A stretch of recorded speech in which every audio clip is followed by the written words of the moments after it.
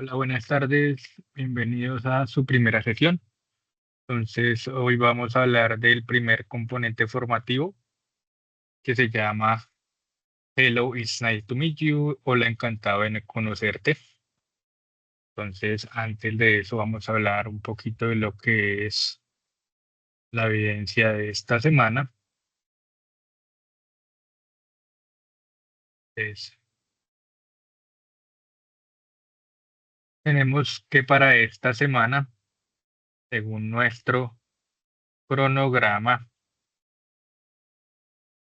tenemos para esta semana lo que sería el test de W1 AA1 EB01. Entonces, esto vendría siendo desde el 25 de mayo hasta el 29 de mayo, que es el viernes. ¿Listo? De nuevo, obviamente, como ya les expliqué en la sesión de introducción, incluso si se pasa la fecha, es decir, después del 29 de mayo, pueden seguir tratando de presentar el test. Incluso en la segunda semana, aquellos que no les haya ido bien, es decir, aquellos que hayan obtenido menos de 70 y no hayan aprobado el test, se les va a dar una segunda oportunidad para que lo vuelvan a presentar. Sin embargo, el test, si no estoy mal, tiene dos chances de presentar.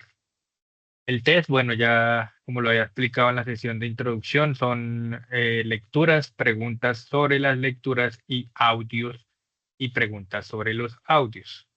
Entonces, para que lo vayan sabiendo más, básicamente, pues los test de inglés, los grandes test de inglés como el TOEFL y el BTS y el de Oxford y el de Cambridge y todos esos exámenes de inglés que tienen certificado pues son más o menos así, son lecturas, preguntas sobre las lecturas, audios, a veces tienes que escribir las respuestas, entonces ahí te evalúan la escritura, ¿cierto?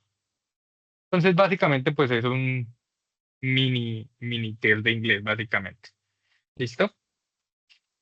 Si ya realizaron el test y lo aprobaron, entonces pueden, como ya saben, pasar a la siguiente evidencia que es el foro Smith. Entonces el foro Smith, ya lo tengo abierto porque la semana pasada estaba un poquito lento y ahorita creo que está mejor, sí, está un poco mejor.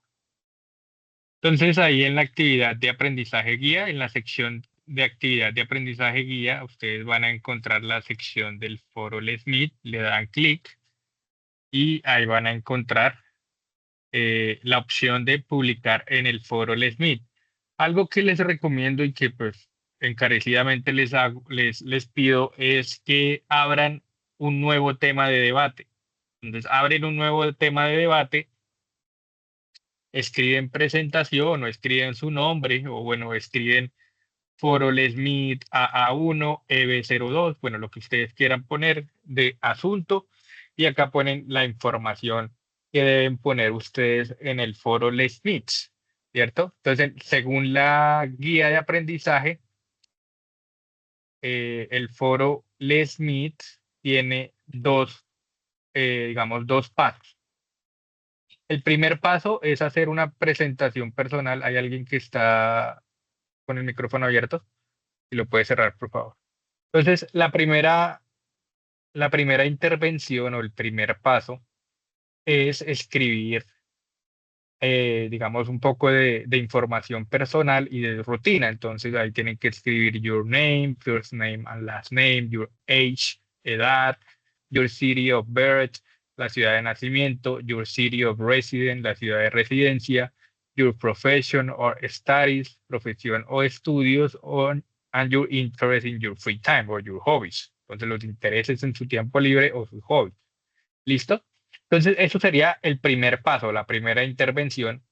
La segunda intervención es hacerle una pregunta o un comentario a sus compañeros. Una pregunta o un comentario relacionado a la intervención que ellos hicieron de primeras, ¿vale? Entonces, para obtener la nota completa, tienen que comentar en al menos dos publicaciones de sus compañeros. ¿Listo? Entonces, yo les pido que abran un nuevo tema de debate, porque si lo hacen respondiendo, pues no está mal, ¿sí? Pero si lo hacen respondiendo a mi publicación inicial, como por ejemplo está acá, ¿cierto? En este foro el Smith están aquí publicando o respondiendo en mi publicación inicial, entonces se van a acumular todos los mensajes en el mismo sector y pues va a ser un poquito confuso, porque ustedes no van a saber cuál es la publicación inicial de la persona o cuál es el comentario, ¿cierto? Porque se va a acumular todo en ese mismo espacio. Entonces, de nuevo, van a donde es el foro El Smith, añaden un nuevo tema de debate, que es este botón verde de acá, escriben el asunto, escriben el mensaje y ponen enviar al foro. ¿Listo? Entonces ahí les va a abrir en la parte de arriba otro mensaje parecido a este, pero pues va a ser un poquito más ordenado. ¿Sí? Entonces va a ser pues más fácil de calificar y pues de pronto no, por alguna razón puede que me salte algún comentario que ustedes hagan a un compañero por el hecho de que está tan acumulado. Entonces, si me pueden hacer el favor de añadir un nuevo tema de debate en la sección del foro Les Smith, sería súper bien. ¿Listo? Entonces, eso en cuanto a lo que tenemos que hacer como evidencias. Entonces, hoy vamos a ver el primer componente formativo, que es Hello, it's nice to meet you. Hola, encantado de conocerte. Y lo primero que vamos a ver son las categorías gramaticales básicas, la persona gramatical y el verbo to be, el verbo ser o estar. Y por último, las saludos y despedidas. Y si nos queda algo de tiempo, vamos a ver un poquito lo que es el vocabulario, porque hay algunos errorcitos ahí dentro del componente formativo.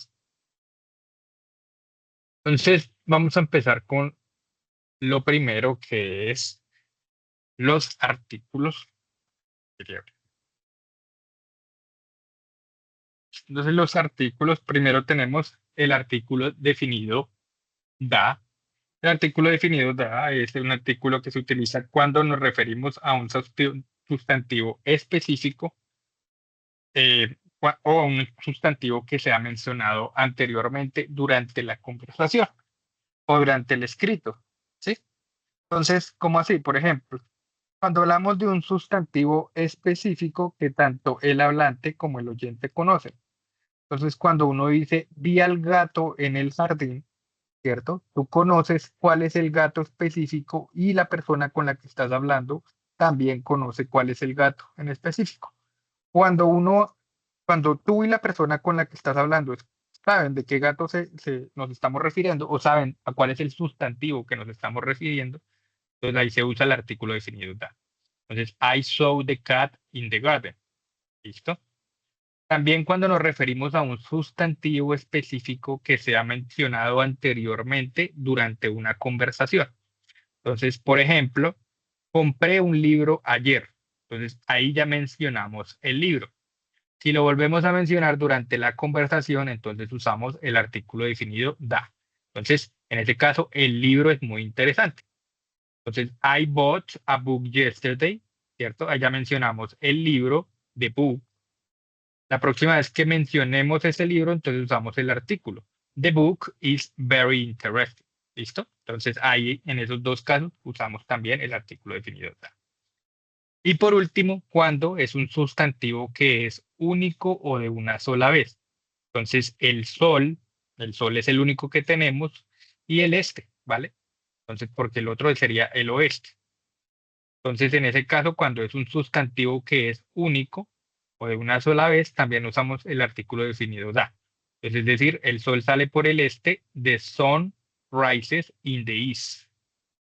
¿Listo? Entonces, eso nos dice la teoría. Algo que yo les recomiendo que ustedes hagan y les sirve tanto para el primer nivel como para todos los niveles es buscar qué es la equivalencia en español. Entonces, de todo lo que ustedes vayan a aprender en inglés, busquen cuál es la equivalencia en español. Porque siempre doy ese consejo. Digamos que hay muchas teorías sobre cómo aprendemos nosotros las cosas. ¿cierto? En especial el idioma. Entonces, todas las teorías son ciertas. Digamos que no hay una teoría exacta porque como tal el cerebro es algo que nosotros desconocemos completamente, no es algo que nosotros conozcamos eh, al 100%.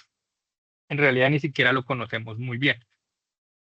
Pasa mucho conmigo, por ejemplo, con el océano tampoco lo conocemos muy bien, es un misterio para nosotros. Entonces, una de las teorías dice que entre más usted conozca su idioma nativo, en este caso el idioma nativo es el español, entonces más fácil le va a ser a usted aprender otro idioma, en este caso pues el inglés. Por eso a mí me gusta buscar esas equivalencias o digamos qué es lo más parecido a eso que estamos aprendiendo en inglés en el español. Y ustedes se van a dar cuenta que el español y el inglés son muy parecidos en cuanto a cómo funcionan sus estructuras gramaticales y demás. Entonces, la equivalencia de da en español son cuatro cosas, básicamente. Da en español es el, la, los, las. Entonces, si yo quiero decir el carro, entonces sería the car. Si quiero decir la flor, entonces the flower. Si quiero decir los carros, que es masculino plural, entonces the flowers, perdón, the cars. Y si quiero decir las flores, que es el femenino plural de flowers, ¿verdad? Entonces, da es el, la, los y las en español. ¿Listo? También existe la teoría que dice que cuando nosotros escuchamos algo en inglés, nuestro cerebro lo procesa, lo traduce al español, ¿cierto? Lo entiende, luego crea algo en español, una frase en español para responder eso, ¿cierto? Lo traduce en el cerebro y luego lo dice o lo escribe. Entonces, teniendo en cuenta esas dos teorías, pues entonces lo más factible sería buscar equivalencias, ¿cierto? Del español, para que así el cerebro le sea más fácil encontrar esa equivalencia y traducir más rápido, ¿cierto? Entonces, en ese sentido, pues también puede ser una ayuda bastante grande encontrar las equivalencias del español. Cuando ustedes vayan a ver presente simple, pues busquen la equivalencia del presente simple en español, que es exactamente la misma forma, funciona de la misma manera. Pasado simple, pasado perfecto. ¿Sí? Bueno, pasado perfecto, presente perfecto en español se llama así o se llama pluscuamperfecto también. También de esa manera ustedes van a aprender un poco más de cómo funciona el español. Si ustedes, de pronto, si ustedes hacen este ejercicio que yo estoy haciendo de buscar equivalencias, se van a dar cuenta que tampoco sabemos mucho del español, de cómo funciona, ¿sí? Porque pues básicamente lo tenemos tan arraigado que no le ponemos mucha atención a cómo es el funcionamiento del español, cómo son sus estructuras, cómo son sus tiempos, cómo se llaman. ¿Listo? Entonces, si quieren seguir ese consejo, perfecto. ¿Listo? Entonces, da cuatro cosas, el, la, los y las. Luego tenemos los artículos indefinidos. Entonces, hay dos, a y an. Son básicamente la misma cosa. Entonces, los artículos indefinidos se usan cuando hablamos de un sustantivo por primera vez o que la persona que nos está escuchando o leyendo no sabe de qué sustantivo estamos hablando. Entonces, vi un gato en el jardín, ¿cierto? Un gato cualquiera. O sea, usted no, la persona que me está escuchando no sabe cuál es el gato. Entonces, en ese caso, vi un gato en el jardín. I saw a cat in the garden. También cuando hablamos de un sustantivo de manera no específica o general. Por ejemplo, necesito un paraguas, cualquiera. ¿Listo? Entonces, en ese caso, I need an umbrella. Si dijéramos nosotros, necesito el paraguas negro, ahí sí es un paraguas específico. Entonces, ahí sí, I need the black umbrella. Necesito el paraguas negro, I need the black umbrella. Como estamos hablando de una sombrilla de manera general, ¿cierto? Cualquier sombrilla, entonces artículo indefinido, an. ¿Listo? Ahí ustedes pueden ver cuál es la diferencia entre los dos, por qué se usa uno y por qué se usa el otro. Básicamente es por esta primera palabra. ¿Listo? A cat, an umbrella. ¿Listo? También lo usamos, los artículos indefinidos, cuando hablamos de un sustantivo que representa una categoría o grupo. Por ejemplo, un perro es un animal leal. A dog is a loyal animal. Cualquier perro, ¿sí? No un perro en específico. Si quisiéramos decir, por ejemplo, el perro del vecino, ahí sí sería un perro en específico y por eso tendríamos que usar el otro artículo, el artículo da. Como es un perro cualquiera, es todos los perros, ¿cierto? No es un perro en específico, entonces usamos los artículos indefinidos. Cuando usamos uno y cuando usamos el otro, I am en español es un, uno, una. ¿Listo? Las dos significan lo mismo, un, uno, una.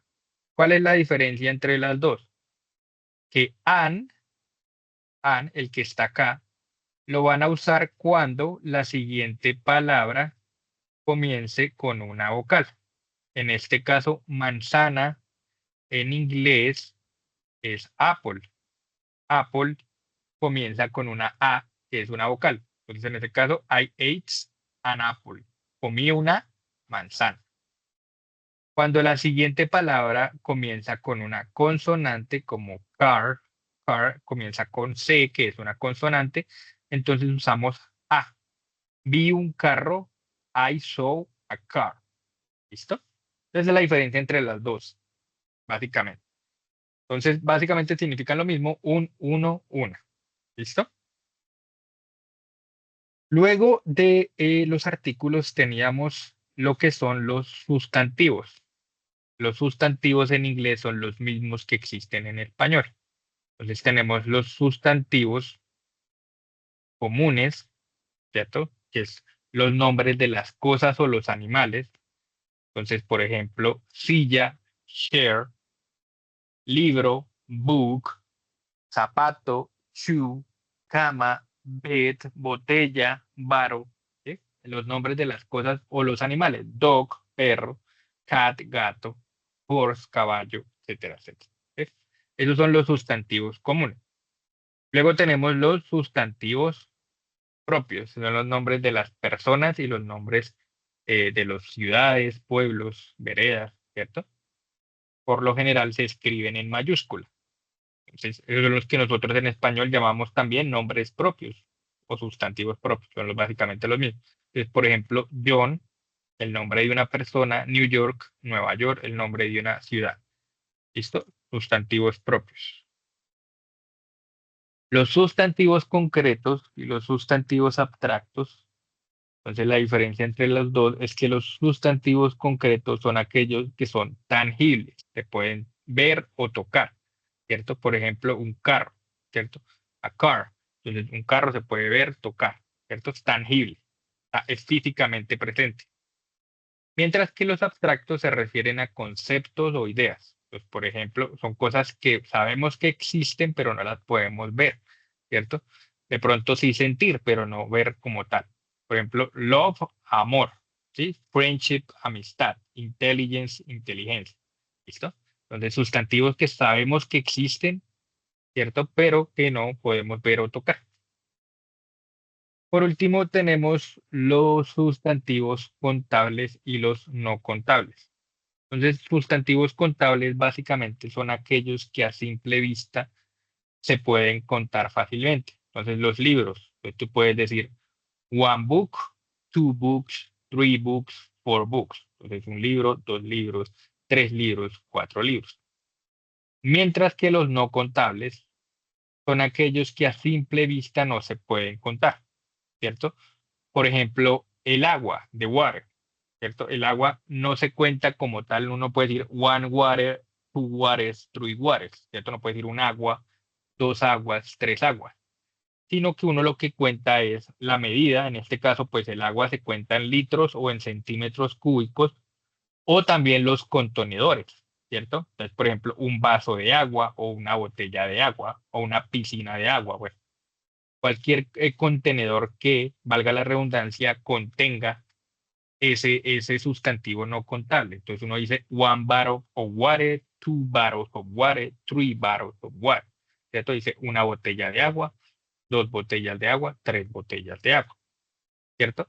Entonces son los mismos sustantivos no contables del español.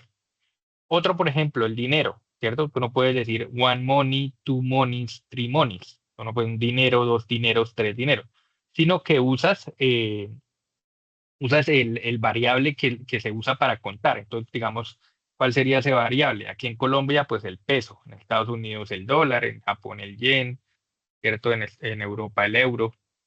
Entonces ahí sí puedes contar 1 euro, 2 euros, 3 euros, ¿cierto? Ahí sí lo puedes contar de esa manera. O si lo contiene, que hay algo que lo contiene. Por ejemplo, digamos, maletas de dinero, ¿no? Entonces, tú puedes decir one bag of money, two bags of money, three bags of money. Una maleta de dinero, tres maletas de dinero, dos maletas de dinero, perdón, tres maletas de dinero.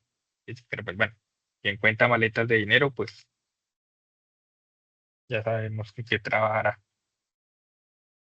Luego de esos sustantivos tenemos lo que son los pronombres y el verbo ser o estar. Entonces, algo importante que deben tener ustedes en cuenta es algo que se llaman las estructuras gramaticales, ¿no? Entonces, en inglés y en español son básicamente las mismas estructuras gramaticales. Entonces, por ejemplo, para frases afirmativas o frases positivas, uy, positivas,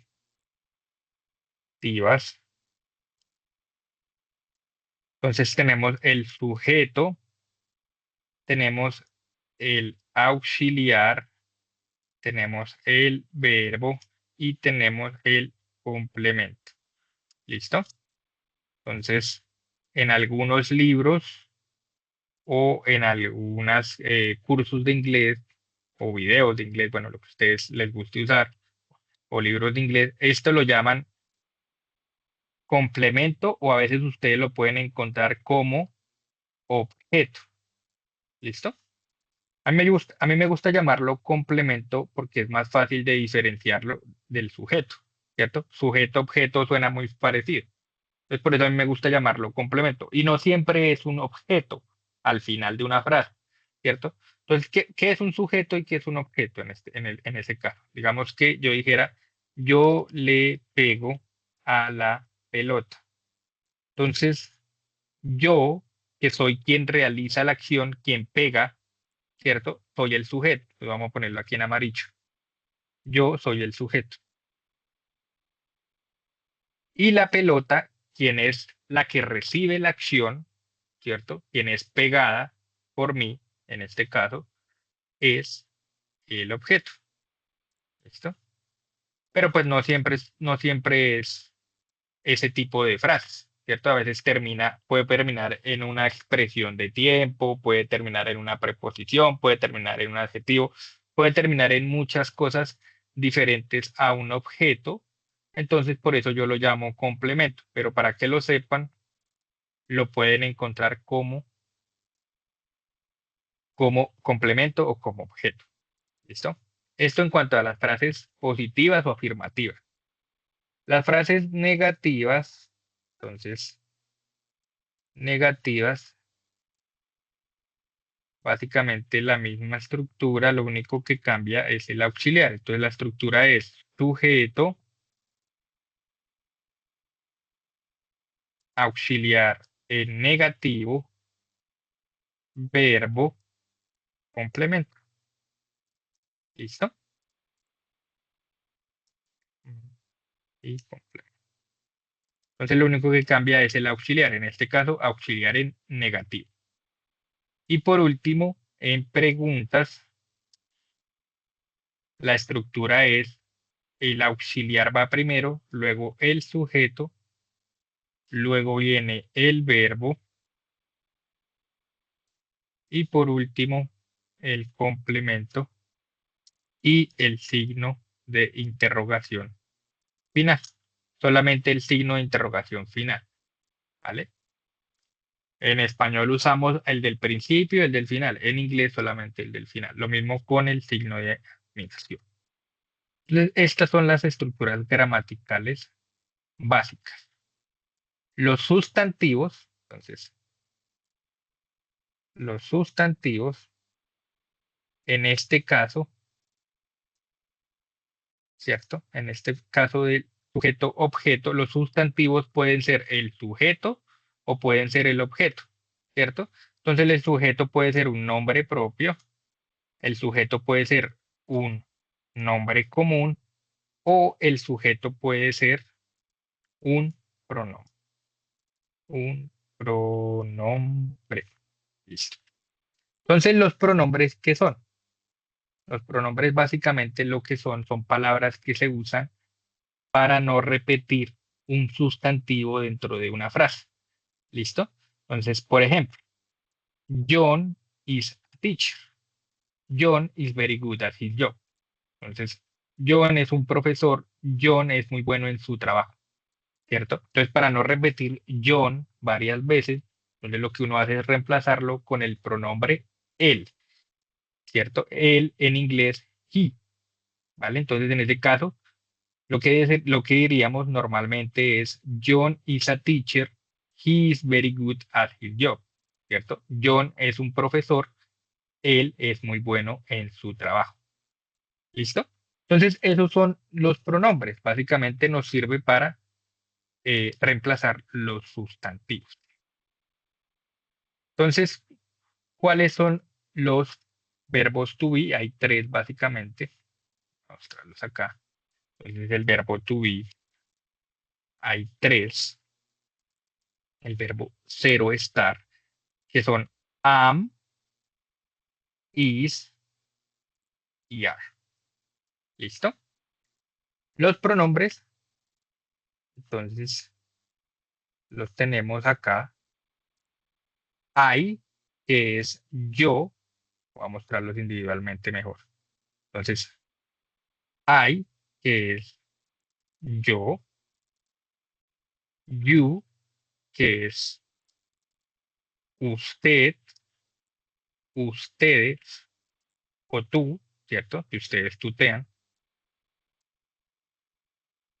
He, que es él. She, que es ella. It, que es eso. Básicamente se usa para animales y cosas en singular. ¿Listo? Entonces, si vamos a reemplazar un sustantivo común, por ejemplo, vamos a decir un sustantivo común que son los animales y las cosas, ¿cierto? Entonces, si vamos a decir, por ejemplo, dog, ¿cierto? Que es un sustantivo común, o chair, que es una silla. Entonces, si no queremos usarlo y lo queremos reemplazar con un pronombre, sería it, ¿cierto? Sería it. Eso en cuanto es una sola cosa o un animal. Pero si es más de un perro y es más de una silla, ya no sería it, sino que en ese caso sería otro pronombre que es el que vamos a ver más adelante, que es they. ¿Listo? Entonces, ¿qué es they? They es ellos o ellas y también es esos o esas. ¿Listo? Y ya por último, we, que es nosotros o nosotras. ¿Listo? Entonces, los únicos que tienen que tener en cuenta en cuanto al género son he, she, ¿cierto? Y estos tres es lo que nosotros conocemos como la tercera persona. ¿Listo? Entonces, eso es algo que van a tener muy en cuenta, sobre todo, o tienen que tener muy en cuenta, sobre todo con presente simple, lo que es el tema de la tercera persona. Entonces, lo vamos a ver la próxima semana. Pero acá también en el verbo ser o estar lo vamos a ver un poquito más. Entonces, tenemos tres verbos to be, ¿cierto? Am, is y are. Am solamente lo van a usar con I. Is lo van a usar con la tercera persona. La tercera persona, como lo vimos anteriormente, es él, ella, eso. ¿Listo? También es nombre propio, es decir, nombres de personas o nombres de ciudades, pueblos, etcétera. Y nombre común en singular. ¿Listo? Entonces, él, ella, eso, nombre propio, Andrés, Mario, etcétera. Nombre común en singular, van a usar el verbo to be, is. Y are, por último, lo van a usar con lo que serían los plurales. Entonces, you, que es usted, y ustedes, ¿cierto? Plural. They, que es ellos, ellas, esos, esas. Y we, que es nosotros y nosotras. ¿Listo? Entonces, en ese sentido lo pueden aprender un poquito más fácil. Entonces,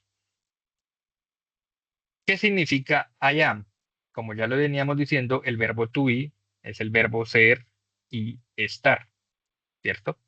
Entonces, si yo quiero decir yo soy o yo estoy, entonces I am. ¿Listo? Yo soy o yo estoy allá. Tú eres o tú estás, you are, ¿cierto? Si tú tuteas, o usted es, usted está, you are. Él es o él está, he is. Ella es o ella está, she is. Eso es o eso está, eso es o eso está, it is. También nombre propio, nombre común, por ejemplo, Pedro es o Pedro está, entonces sería Pedro is, ¿listo? Nombre propio o común.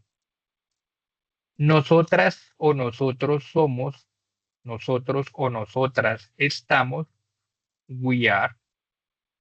Ustedes son, you are. Ya sabe que you es tanto para tú, us- para usted como para ustedes. They are, ellos o ellas son, ellos o ellas están. ¿Listo? Entonces el verbo to be es el verbo ser o estar.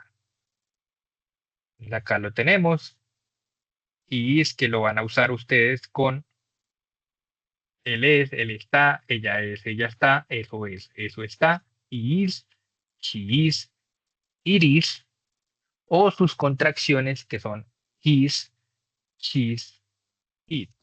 Las contracciones, esto por ejemplo es lo más común en conversaciones, esto es lo más común en escritos, ¿listo? O es lo más recomendable, sobre todo si son escritos formales. Bueno, escritos formales, por ejemplo, ensayos, informes de trabajo, todo ese tipo de escritos formales sí tienen que ir con la palabra completa. He is, she is, it is, ¿cierto? Si son escritos informales, por ejemplo, correos o mensajes de texto que son básicamente escritos informales, pues lo más común es usar las contracciones. Entonces, la contracción de you are, your, la contracción de we are, were, la contracción de they are, their. Y por último, la contracción de yo soy o yo estoy, I am, es I'm, I'm. ¿Listo? Entonces, las contracciones, lo más común en conversación. Como ya les había explicado en lo que son las estructuras gramaticales, ¿cierto? Tenemos el sujeto puede ser nombre propio, nombre común, puede ser pronombre, I, you, he, she, its, we, they, cualquiera de esos pronombres. Luego tenemos el auxiliar, luego tenemos el verbo y luego tenemos el complemento. Entonces, el verbo ser o estar tiene una particularidad muy especial. También se llama un verbo auxiliar. El verbo ser estar se llaman verbos auxiliares. hay varios verbos auxiliares. Sirven como verbos y sirven como auxiliares al mismo tiempo. ¿Listo? Entonces sirven como verbos y como auxiliares al mismo tiempo. Por lo tanto, también tienen su parte negativa, ¿cierto? El verbo cero estar es el que van a poner a ustedes en negativo y el verbo cero estar es el que ustedes van a poner acá de primeras. ¿Listo? Y también nos va a servir como verbo en ese caso, porque es el verbo cero estar. Entonces ya les voy a mostrar el negativo de esos tres. Entonces, el negativo de is not, o la contracción que es isn't, ¿cierto? Entonces, is not, he isn't. He is not, she isn't. It is not, it isn't.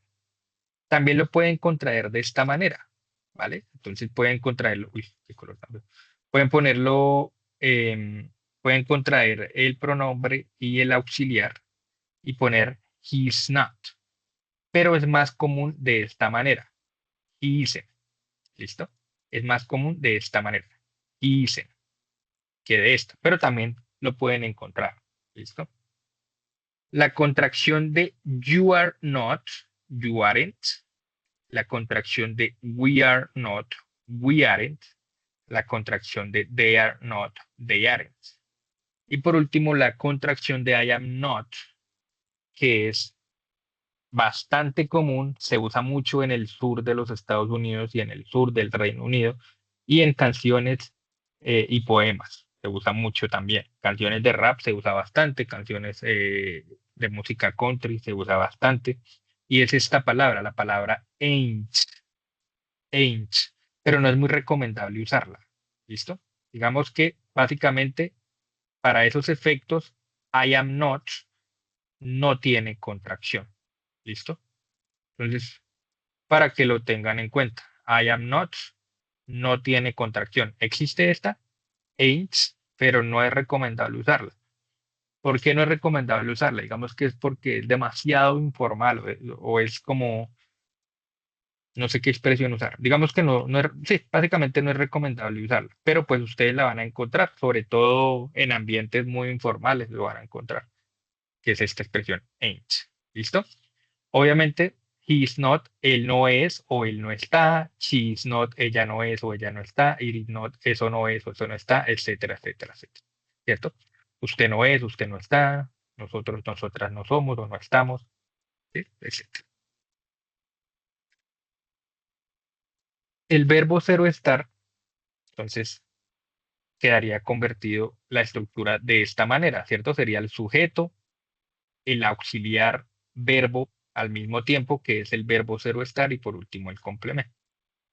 Entonces, sirve básicamente para tres cosas. El verbo cero estar es para describir, para identificar y para determinar una posición o una ubicación. Entonces, para describir, she is tall, ella es alta. She is tall, ella es alta. Una descripción para identificar I am a student, I am a student, yo soy un estudiante, ¿cierto? Para identificarse. Y para determinar una posición o una ubicación, entonces en este caso una posición, the cat is under the bed, el gato está bajo la cama, ¿cierto? Una posición. Y una ubicación, they are in Europe, ellos están en Europa, ¿cierto? Una ubicación, determinar una ubicación. Esos son los tres casos en los que se usa el verbo cero estar, para describir, para identificar y para determinar una posición o una ubicación. Estos son frases positivas. Frases negativas, frases con el verbo to be en negativo, entonces, she isn't tall, ¿cierto? Ella no es alta. She isn't tall, ella no es alta. I am not a student, yo no soy un estudiante. The cat isn't under the bed, el gato no está bajo la cama. Pueden decir isn't, ¿cierto? O pueden decir the cat is not under the bed, ¿cierto? Pueden hacer la contracción o pueden dividir la palabra. They aren't o they are not in Europe. Ellos no están en Europa. ¿Listo? En cuanto a las frases negativas. Preguntas, entonces va primero el auxiliar verbo ser o estar. Ya recuerden que es un auxiliar y un verbo al mismo tiempo, entonces va de primeras, porque un auxiliar, luego viene el sujeto y por último el complemento. Entonces, is she tall? ¿Cierto? Ella es alta. Yes, she is tall. Si lo quieres responder de manera completa, yes, she is tall. O de manera corta, que es lo más común en inglés, yes, she is. ¿Vale? Entonces, puedes responder de manera larga porque el complemento en este caso simplemente es tall, ¿cierto? Es una simple palabra, entonces pues no hay mucha diferencia entre la respuesta larga y la respuesta corta. Yes, she is tall o yes, she is. Pero si acá fuera como por ejemplo el que vamos a ver ahorita, is the cat under the bed, tenemos ya bastante, ya pues un complemento un poco más largo, ahí sí se nota la diferencia. Yes, the cat is under the bed. Y la respuesta corta, yes, it is, ¿cierto? Pues algo muy importante que hay que tener en cuenta es las respuestas cortas es lo más común. ¿Listo?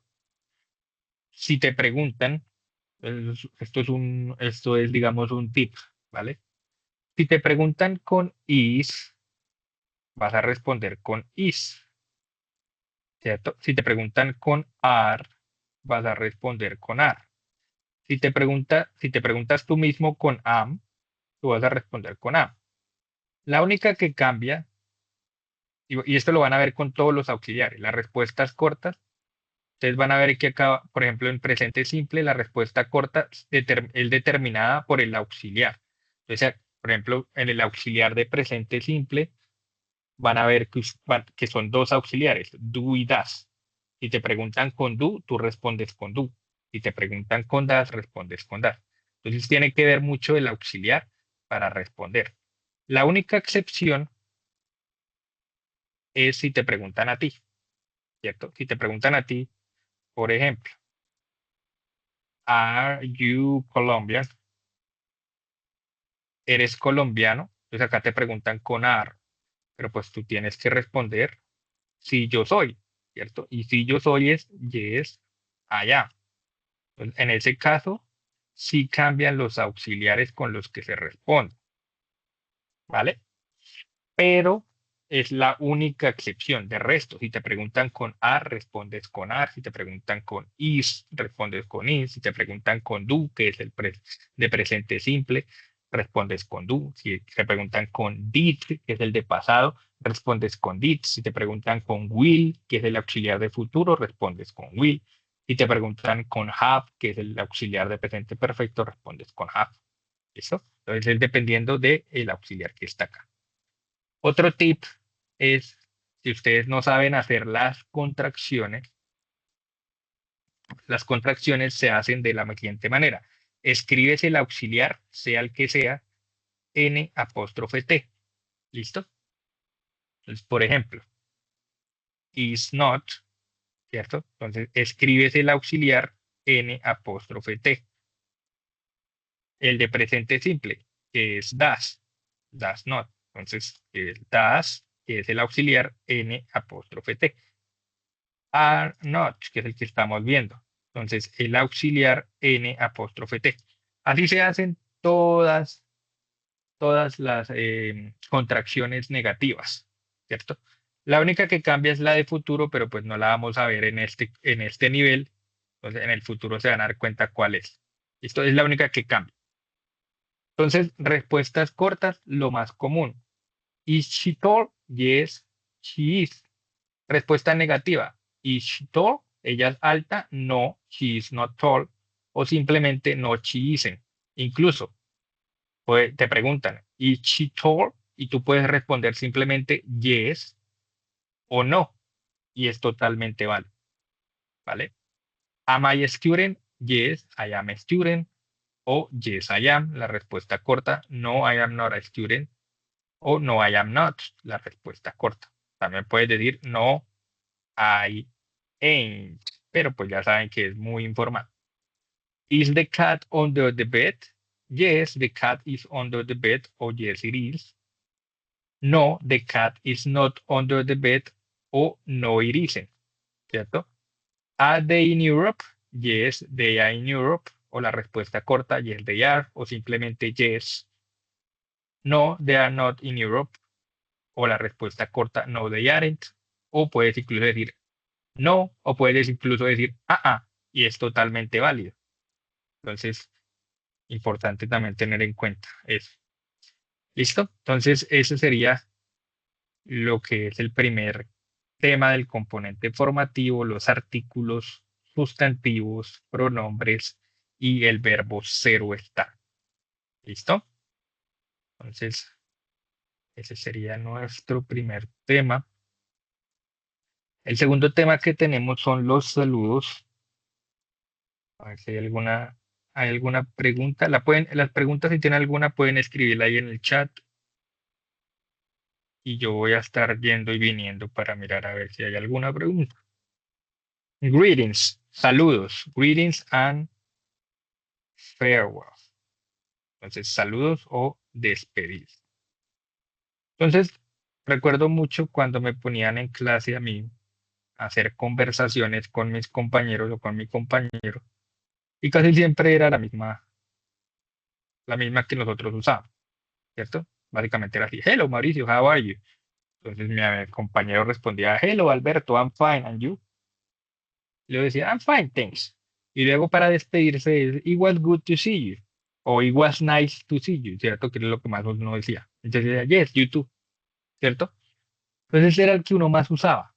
Pero pues uno no entendía mucho lo que es, digamos, hay algo que se llama en el lenguaje, se llama pragmatismo, que es todo lo que está alrededor de las simples palabras que tienen influencia en el idioma. Pues, por ejemplo, a veces el tono que uno usa tiene influencia en el idioma. No es lo mismo decir hola, todo sorprendido, todo como, no sé, coqueto o algo así, que decir hola como con asco, como con fastidio, ¿cierto? Entonces, ese simple cambio de tono, como ese hola todo fastidioso, ese simplemente cambio de tono ya expresa un lenguaje o un significado totalmente diferente. Y es una simple palabra, es hola nomás. ¿Sí? Entonces, algo que determinan los saludos es la formalidad, es decir, con quién estás hablando y cuál es el entorno en el que estás. ¿Sí? Entonces, eso es algo muy importante que hay que tener en cuenta en cualquier idioma. ¿Quién es la persona con la que estás hablando? ¿Cierto? Entonces, no es lo mismo hablarle a un jefe que hablarle a un amigo, ¿cierto? Eso es muy importante tenerlo en cuenta. Entonces, los saludos se dependen mucho del grado de la formalidad, es decir, de con quién usted saluda. Entonces, saludos formales. Hello es un saludo formal o informal, ¿cierto? Hola, es básicamente. Hello, se pronuncia así, hello. Hola. Saludos formales, los mismos del español. Buenos días, buenas tardes, buenas noches. Entonces, buenos días, good morning. Buenas tardes, good afternoon. Y buenas noches, que es un error que cometemos muchos. Buenas noches es good evening, ¿vale? Evening, no evening, sino evening.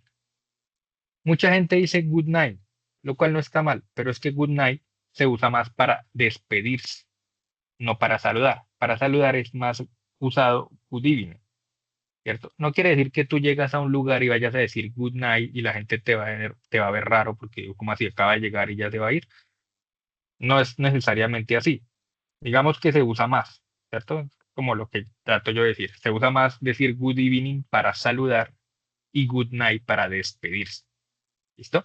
Entonces, good night, perdón, good evening, buenas noches para despedirse. Perdón, para saludar. Good evening para saludar, good night para despedirse.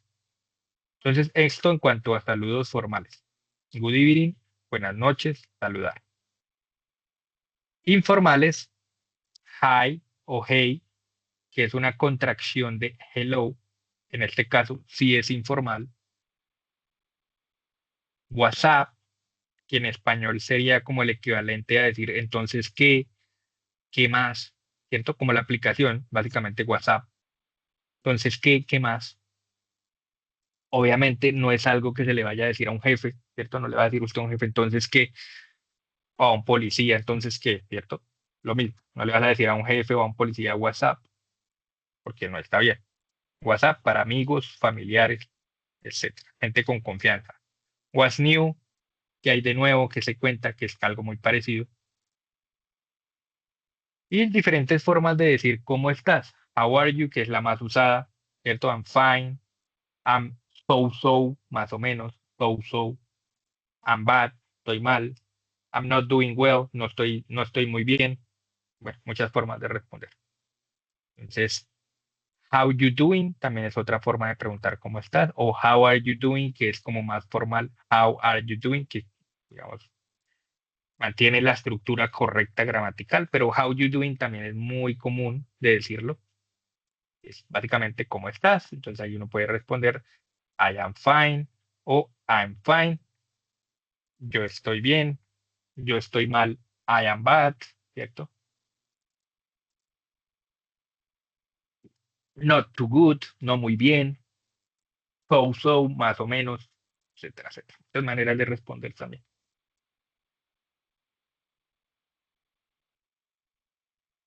Si me regalan un segundo, voy a conectarme. Claro, porque se me va a morir.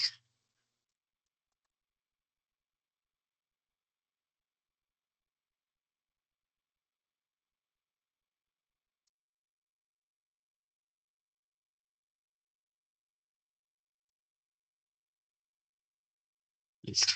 Y por último, and you, ¿y tú? De one fine. También diferentes maneras de decir gracias. Thank you, thanks. También hay una que me gusta mucho, que se usa mucho en el sur de los Estados Unidos, que es I appreciate it. I appreciate you. I appreciate. Ay, mi dislexia hoy está, pero acelera. I appreciate it o I appreciate you. Entonces, ¿qué significa eso en especial en español? Yo aprecio lo que haces por mí.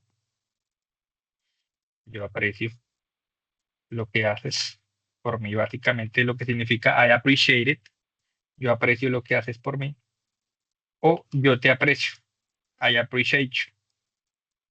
¿Sí? Yo te aprecio. Es básicamente como una forma muy formal y me parece a mí, en mi opinión, muy bonita de dar las gracias. I appreciate it o I appreciate you. Yo te aprecio o yo aprecio lo que haces por mí. ¿Listo? Esto es de otra clase.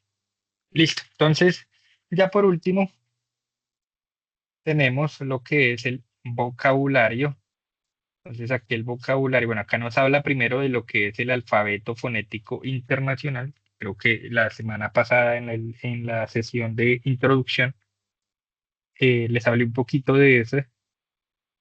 El alfabeto fonético internacional sirve para pronunciar bien las palabras. Lo que pasa es que es un poquito complicado de entender. Entonces, yo no lo recomiendo mucho para las personas que recién están comenzando a aprender inglés. Cuando ya estén más avanzados y quieran perfeccionar la pronunciación, sí me parece útil, pero para eso primero hay que aprender varios conceptos. Entonces, por darles un ejemplo, IP, alfabeto fonético internacional. Entonces, por ejemplo, hay palabras que nosotros en inglés o hay sonidos que nosotros en español no pronunciamos. Por ejemplo, lo que sería estas dos que están acá, estas dos que están acá, ¿sí? No sé si se alcanza a ver bien. Vamos a agrandarlo un poquito.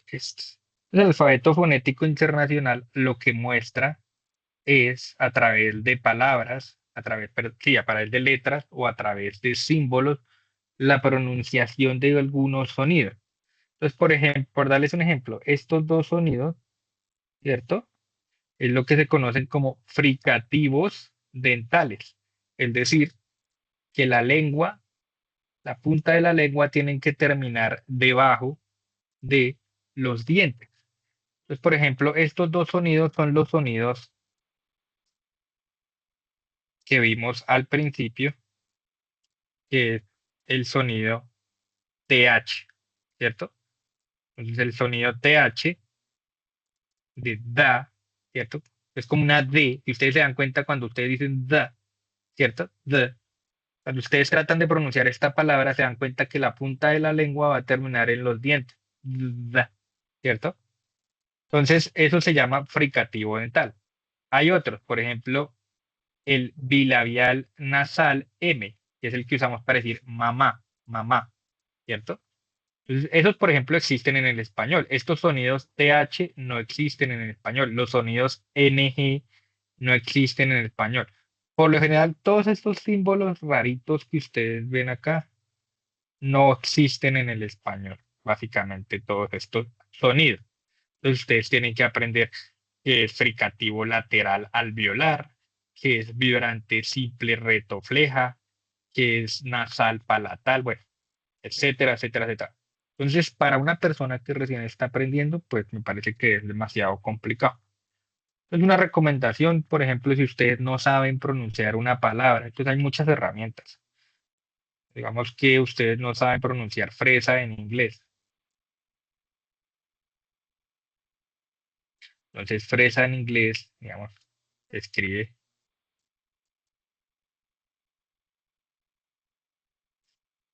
¿cierto? Ustedes escriben la palabra, en este caso strawberry, y luego de la palabra ustedes escriben pronunciation. Pues ahí les va a salir esta aplicación de Google en la que ustedes pueden practicar pronunciación. Ahí bueno, creo que acá no se puede escuchar porque estoy conectado a los audífonos, pero bueno, si ustedes hacen el ejercicio en su casa, le dan clics y strawberry, ahí ustedes van a escuchar la pronunciación. Entonces lo pueden cambiar, pronunciación británica, pronunciación americana, lo pueden poner lento, lo pueden poner a velocidad normal. Y aquí en la parte de abajo, en este momento no aparece porque está conectado mi audio a la clase, pero aquí en la parte de abajo ustedes también pueden encontrar un botón para practicar y ustedes practican y el mismo software les va a decir en qué parte fue que pronunció mal, si en straw, si en B o en read, strawberry. ¿Listo? Entonces, esa es una forma también de practicar pronunciación. Otra forma, pues con la inteligencia artificial. Entonces, usted a la inteligencia artificial le pone un texto y le puede pedir que te ayude a pronunciar las palabras. Y eso también es una forma también de practicar pronunciación. Sin necesidad de usar esto, ¿no? El alfabeto fonético internacional. A veces también tú le puedes decir a la inteligencia artificial que te diga cuál es la pronunciación fonética en español de una palabra en inglés. Entonces, por ejemplo, para decir water, entonces digamos que tú le dices, dame la pronunciación fonética en español. Entonces lo que te va a decir es que water en español se pronuncia así, water, water. Entonces la puedes leer y pronunciar normal. No es la pronunciación exacta, ¿sí? Pero acá no tratamos de ser perfectos, acá tratamos de que se nos entienda lo que estamos diciendo. Entonces, ya después con el tiempo, si ustedes quieren usar el alfabeto fonético internacional para pronunciar water perfectamente como los americanos o como los británicos, pues lo pueden hacer y es totalmente válido. ¿Listo? Pero pues no es tampoco no es algo no es algo realmente urgente tener pronunciación nativa o perfecta o americana, bueno, perfecta entre comillas. La semana pasada ya les explicaba que pues dependiendo del lugar donde usted haya nacido, su inglés es diferente, su español es diferente, su francés es diferente. No es lo mismo el francés de Francia que el francés de Bélgica, que el francés de los africanos. ¿Sí? Es muy diferente. La pronunciación es muy diferente. Listo. Dicho eso, entonces acá está la pronunciación de algunas vocales. Entonces, acá lo definimos como corta o larga, o el componente formativo lo determina como corta o larga. ¿Qué significa eso? Pues lo que usted se demore en decir una letra. Entonces, corta es apple, cat, man, ¿sí? una corta A. Está con este símbolo porque es un diptongo. O sea, la pronunciación exacta es como una A y una E al mismo tiempo. Es como una A perezosa. Nosotros en español los diptongos los hacemos separados, ¿cierto? Entonces, por ejemplo, nosotros decimos aeropuerto. Separamos la A y la E. En este caso, en inglés, es como una A y una E al mismo tiempo. Entonces, apple, cat, man. Pero si tú lo pronuncias normal, si tú dices A, apple, cat, man, te lo van a entender. ¿Listo? Entonces, eso sería la A corta. La A larga, entonces, car, far, bar. ¿Cierto? Alargas la A. Es básicamente eso. La corta E, yet, net, bet. Aquí está el error.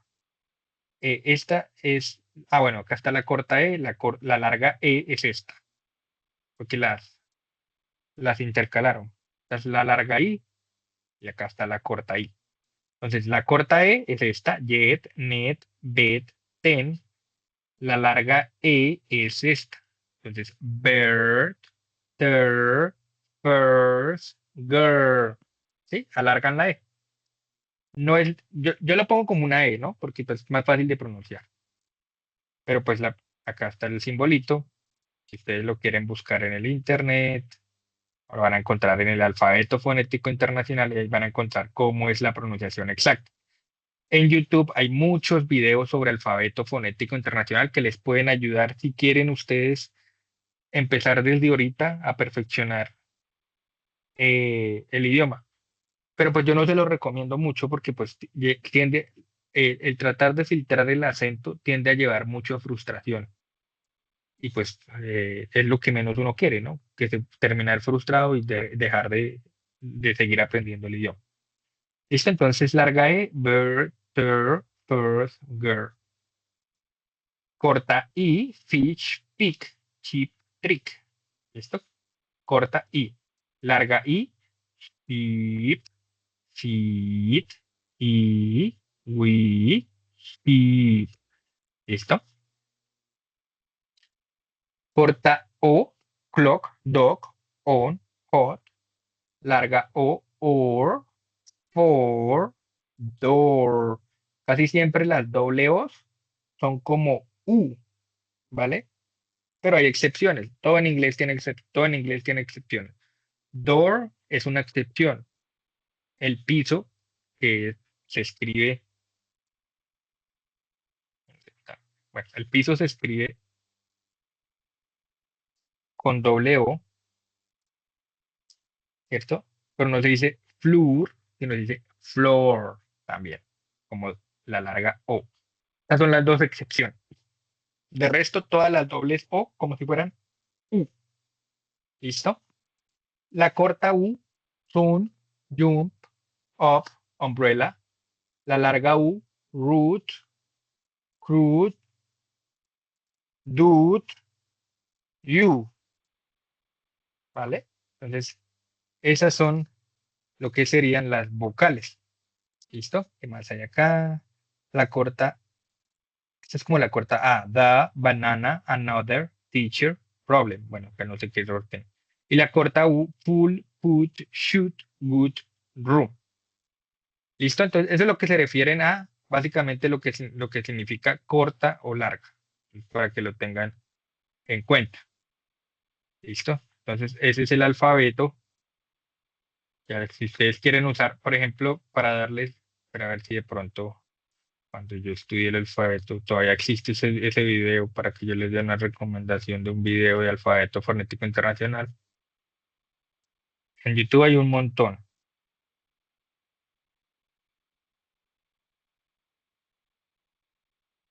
Oh, no me salió otra cosa. Alfabeto internacional. Bueno, este, por ejemplo, que es un americano o británico, no recuerdo bien, que le enseña a uno a pronunciar las palabras o las letras del alfabeto fonético internacional si ustedes lo quieren usar a él. trae uno que es.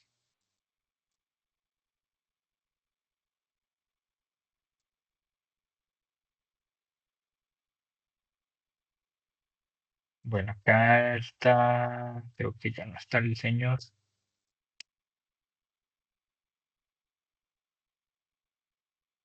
Hace mucho tiempo que estudié el alfabeto fonético internacional. Y el señor, el viejito que me gustaba, que lo explicaba muy bien, ya no existe. Pero bueno, si lo encuentro, se los pongo ahí en el resumen de la sesión. Entonces, esos son nuestros temas de esta semana. Recuerden que mañana tenemos atención sincrónica, entonces ya saben que ustedes la pueden encontrar en la plataforma, la pueden encontrar aquí en la parte de arriba, la de ustedes, en este caso la de 351-8942, que es a las 9 de la mañana.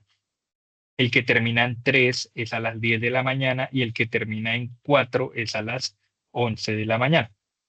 ¿Listo?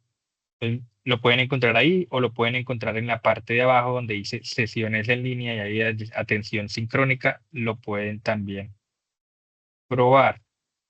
Si no, ya saben que en mi perfil pueden también encontrar la atención sincrónica de los otros cursos. Si usted no puede asistir a las 9 de la mañana, puede asistir a las 11, entonces acá puede encontrar la atención sincrónica de los otros cursos. ¿Listo? La atención sincrónica, ¿qué es? Pues vamos a darle a la primera atención sincrónica, es básicamente un chat. ¿Listo? Entonces no es más que eso. Pero pues yo trato de responderles lo más rápido que yo pueda. Tan pronto como yo pueda, pues trato de responderles. Entonces eso va a ser desde las 9 de la mañana hasta el mediodía. ¿Listo? Entonces para que lo tengan en cuenta mañana. Entonces, la próxima semana vamos a ver el segundo componente formativo que es, bueno, vamos a abrir otro curso, este es el de las 10, mañana tiene las 10 de la mañana. El otro componente formativo que se llama Let's Introduce Ourselves, presentémonos. Y los temas de este recurso educativo son presente simple, pronombres personales en función del sujeto y el objeto, ¿vale? Entonces, ahí es cuando vamos a ver los pronombres en cuanto al sujeto, el objeto. Ya saben que el sujeto es quien realiza la acción, el objeto es quien la recibe. Y información personal. ¿Listo? Bueno, entonces, si encuentro a la persona que les digo, pues, súper. Bueno, entonces, no siendo más, ¿tienen alguna pregunta? Ya pueden hacerla, si no, entonces paro la grabación y nos veríamos la próxima semana, el miércoles a las 5 de la tarde. Es del mismo link. ¿Listo? Podemos dar el mismo link que hemos usado en las dos clases. Pues también para que lo tengan en cuenta, para que lo guarden.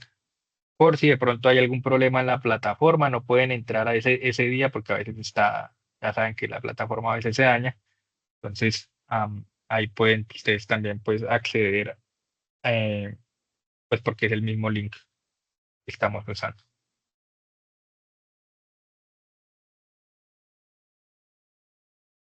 Bueno, creo que no tienen ninguna pregunta, entonces voy a parar aquí la conversación, perdón, la grabación. Nos vemos entonces la próxima semana. Que tengan buen